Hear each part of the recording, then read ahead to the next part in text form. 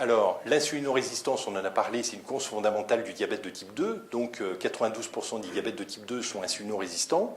Donc, il y a la rencontre entre la génétique et l'environnement. Donc, il faut agir là-dessus.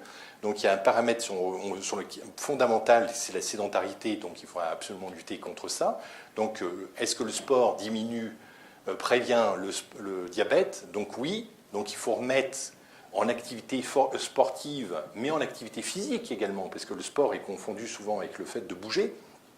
Mais le fait de faire du sport diminue de 6% les risques de diabète de la maturité pour 500 calories brûlées par semaine. Donc ça correspond un petit peu aux injonctions qu'on dit, 30 minutes d'activité endurante par jour et 2-3 séances, un peu plus de résistance dans la semaine. C'est un petit peu les recommandations nord-américaines actuellement, des séances qui s'échelonnent à 10 minutes à peu près, qui sont répétées 2-3 fois dans la semaine. Alors lutter contre la surcharge pondérale, ça paraît évident. Un régime, ce que je dis là rapidement, un régime hypoglucidique s'avère toujours de facto hyperlipidique. Ça veut dire qu'un régime hypolipidique sera hyperglucidique.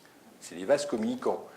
Donc, il faut enrichir un régime en glucides, revient à l'appauvrir en lipides.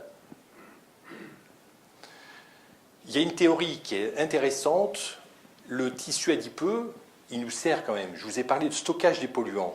Donc, pour revenir brièvement sur les polluants, que deviennent les polluants contenus dans les adipocytes en cas de perte rapide des sujets avec des régimes restrictifs? Il y a un relargage des polluants qui se passe dans la circulation, et on sait qu'à 3 ans d'une chirurgie bariatrique, il y a encore 10 à 15% des polluants qui circulent.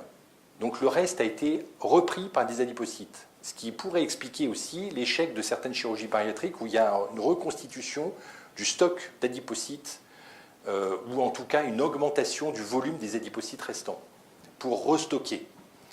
Alors, trop peu d'adipocytes, d'après Danforth, pourraient prédisposer à l'apparition du diabète. Donc, c'est pour ça que certains diabétiques pourraient fabriquer du tissu adipeux périphérique, donc, ce qui leur permettrait à ce moment-là de retarder l'entrée, alors ils stockeraient de l'énergie en retardant l'entrée dans le diabète. Et quand ils sont en phase de stabilisation de leur poids, c'est à ce moment-là qu'ils déclenchent la maladie, pour certains d'entre eux. Donc le recrutement des nouveaux adipocytes serait un atout métabolique.